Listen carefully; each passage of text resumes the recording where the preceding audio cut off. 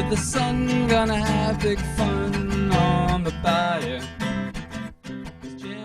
She really cares about helping people, as do I. So our friendship has really continued, and I miss her because I don't live in New York. I too went to law school with Leslie. That's where we met. I looked up the platform. I liked what I saw. So of course I agreed. And then I saw on her webpage that there was this little section for volunteers and internships and fellowships. And I thought, my son has sort of worked. This is my son Holden, by the way, 16-year-old junior in high school. He became, he's working as a fellowship now. So he's doing about 10 to 15 hours a week working on the campaign. It's been enjoyable. It's been an interesting time. It's certainly been a good learning experience. Well, Linda and Alex, I'm so tremendously grateful to each of you. They remember law school as really an adventure that taught them a whole lot about themselves. And I know that going through that with you, Alex and Linda, was really precious for me to be able to have the two of you there. But I want to quickly thank Jeremiah. Jeremiah, you and I didn't know each other as well in law school, but I think we've sort of gotten to know each other through being similarly minded political types.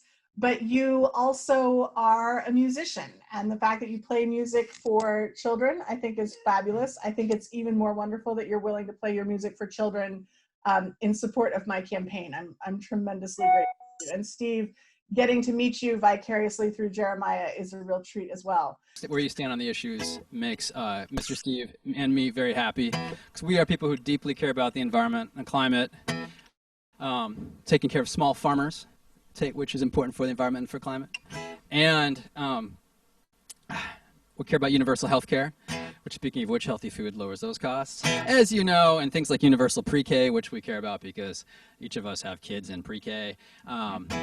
Care about education. We got kids in school. It's closing the income gap. These are things we care about. So anyhow, I think it's awesome. And I love the fact that you're just keeping at this. Yeah, this is going to work.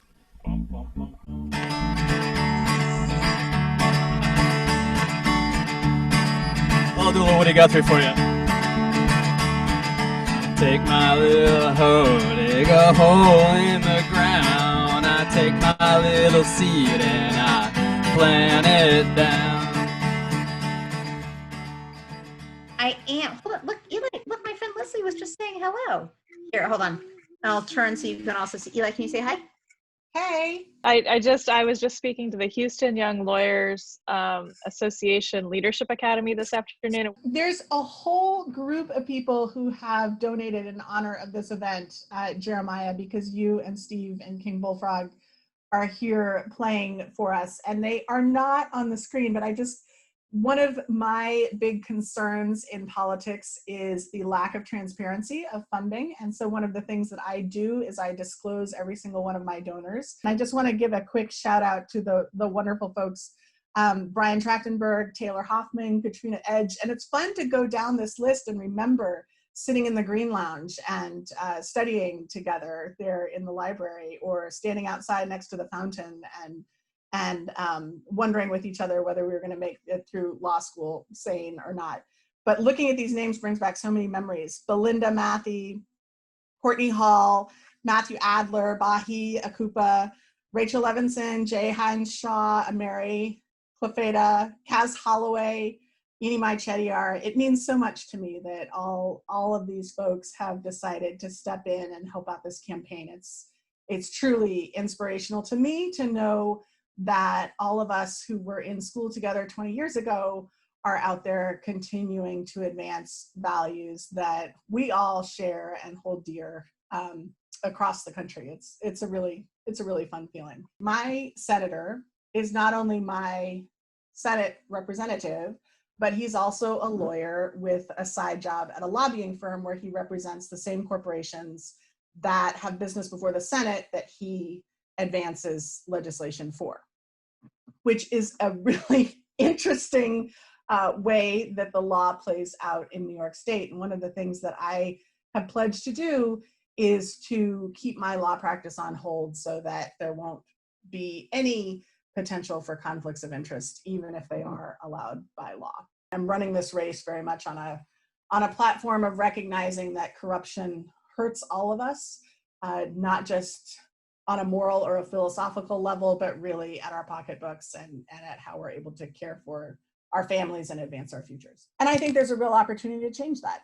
I think that the whole country is waking up right now to the idea that we can take our democratic republic back, that this country belongs to us, the voters, and that the voters are supposed to be the loudest and most important voices in the room, and that we have this opportunity and this obligation every year to hold our elected officials accountable.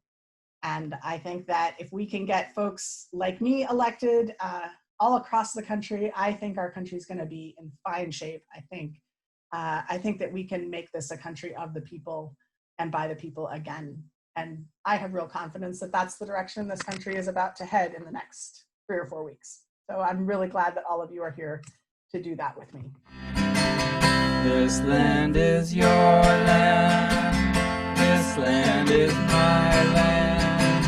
From California to New York Island. From the Redwood Forest to the Gulf Stream water. This land